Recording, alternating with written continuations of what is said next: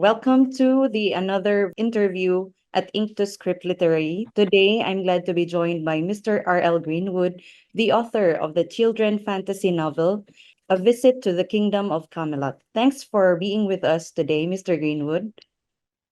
I It's my pleasure. Believe me, okay. love to talk to anybody about my books anytime. I'm Vanessa Hernandez from the legal department of Ink to Script. So, Mr. Greenwood, can you give us a brief summary of your book, A Visit to the Kingdom of Camelot? Well, it's based on King Arthur's uh, myths, but it's not. King Arthur doesn't really come up in it too much. He's just kind of mentioned on the way through. It's really about uh, Sir Lancelot's younger brother and sister. Ellsworth. Younger brother, pardon me? That's Ellsworth and Wendy, right, sir? Yes, Okay. And so it's about the Arthurian lore, sir, right? yes. Well, they travel around Camelot, traveling on a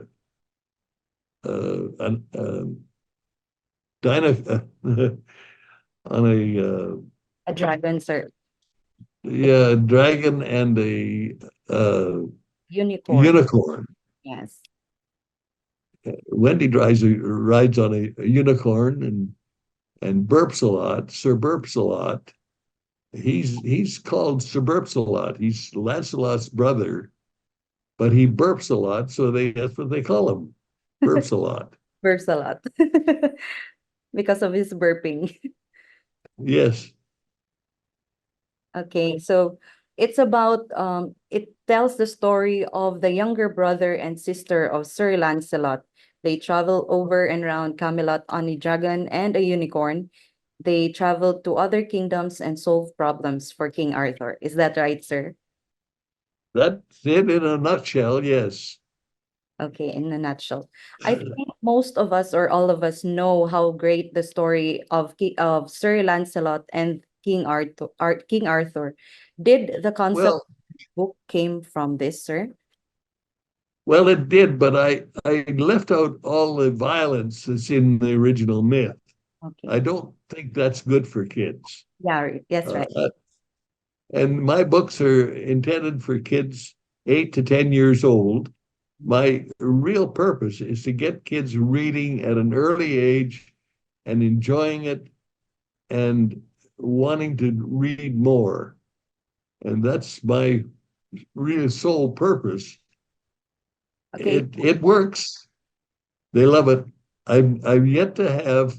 I've handed out over 1,000 books to friends and acquaintances and whatnot. Every chance I get, first thing I ask people is, "Have you got an 8 to 10 year old in your family?" And if they have a book. Uh, I live in a seniors residence, and there are 60 people in here, most of them grandparents, Oh, and they all have grandchildren and some of them great grandchildren, and they all have copies of my book, wow. and they all love it. I mean, it's amazing to me how much people enjoy my books. And I love to watch a kid read my books, and they sit there and giggle and really enjoy it. So that's what it's there for. I have 4 books now. That was the first book and I wrote, and the rest of them are just as much fun. Oh, all your other books, sir, are in the same genre. It's for the kids. Well, oh yes, 8 to 10 year olds. That's my favorite age group for kids. Why, sir? They Why get that age group, sir? Yeah, they're my favorite age group because they're the girls aren't giggly yet, and the boys don't know everything yet. They're just Kids, when they get a little older, the girls are giggling and the boys know it all, and you know nothing. True.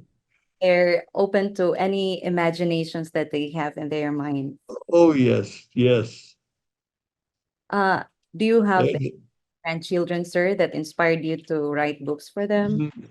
No, I have no children of my own, but my sister-in-law started it all by asking me to write stories for her grandchildren.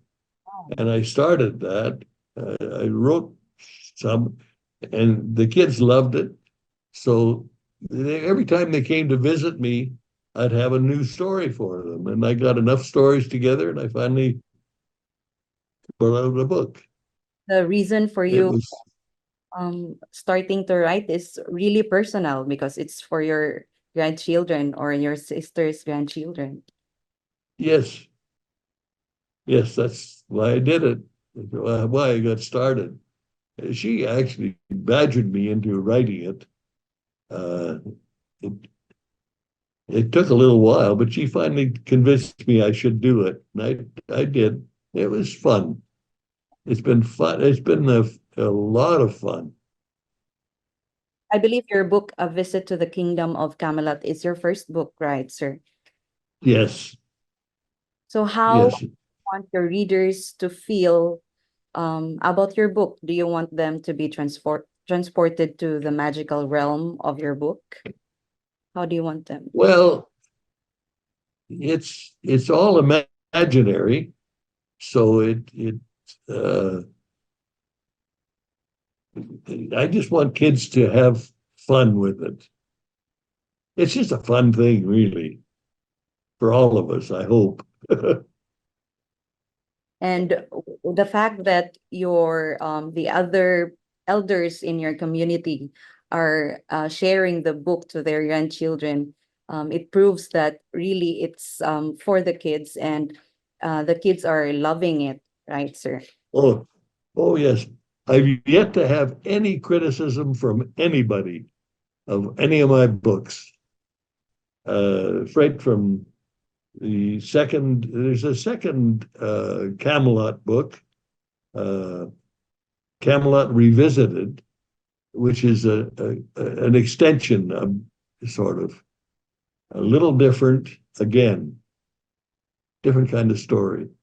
I also have one with Robin Hood. Wow. How did you come up with the illustration that depicts the message of your book, sir? Well, the that's kind of an interesting story in a way too. My uh, niece teaches at a college, and I asked her if she could find me an illustrator, and she had a guy in her class who could do it, so she got me in touch with him, and he drew a picture. As a matter of fact, if you look above my head there, you see the Dragon. cover of my book. That's the cover of my first book, and that's what he came up with. He's a very good illustrator Oh yes, I that's that picture on my wall. I'm very proud of it. because that's You your can't really see it. yeah. There's a I tacked up a thank you note from a little girl who Wow. who somebody read her mother or grandmother read her the story, and so she wrote me that note to Wow. thank me. Wow. That's on your answer. That's a win for you for your Oh read yeah, that thank you note. yes, yes. Uh Sir, another question. The book seems to blend Arthurian lore with a touch of humor. Was that a deliberate choice, or how did you Oh balance for younger audience? well, you can't keep it can't be too serious. It has to be light.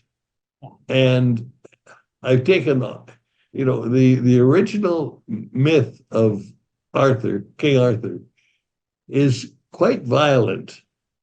And I've taken the violence out. There's no violence in this book, in spite of it being King Arthur. Uh, I've taken that out and just made it fun. So, is there any specific message you hope the kids or your readers will take away from your book, sir? Well, I just hope that this triggers a desire on the part of the kids that read it to go on and maybe read the original versions and go on reading and enjoying reading. It's so important. Yes. Reading is important, especially for kids. Well, it's something that stays with you all your life. For me, reading was, I can remember reading my first book. When I finished that first book, it was so exhilarating that, and I never stopped. I continued to do a lot of reading, and it has helped me all through the years. I kind of coasted through high school, and uh, it did me well through university. It's just been so good for me, and I wanted that for every kid. That's what you want for kids, or you want the parents to be inspired by letting their kids read books at an early age. Oh, they should start reading to books as soon as they can talk. Uh, I had that sister-in-law that got me going used to read to her kids every night. And it got to that she never had trouble putting her kids to bed because they always wanted to go get hear the story. And there was a story every night, and the kids loved going to bed, which is a really good idea. But right now, they're both doing well. One of them is teaching full time and now teaching French at a high school. The other uh, granddaughter is uh, now owns a bakery. So they've done really, really well. And both of them are avid readers, which has stayed with them all their lives. Yeah, your book, A Visit to the Kingdom of Camelot, is such a great bedtime story for the kids. I sure hope so. So, sir, are you currently working on any new projects you can share with us? Oh, I'm working on a kind of a fun book for me. It's I'm going back to my own childhood and dragging up some of the characters that I grew up with as a kid. I had a wonderful childhood. The kids that I grew up with were a lawful lot of fun. We had a great childhood, all of us. I'm excited to read your book because that's purely personal on you. Yeah. Lastly, sir, what advice would you give to aspiring writers, especially those who want to write for the children or the young adults? Uh, we'll just sit down and start doing it. It's it's funny how it works when you get started. If you sit down and get it started, and the way it goes, I find that most of my books I work out at night when I go to bed, and I go before I go to sleep.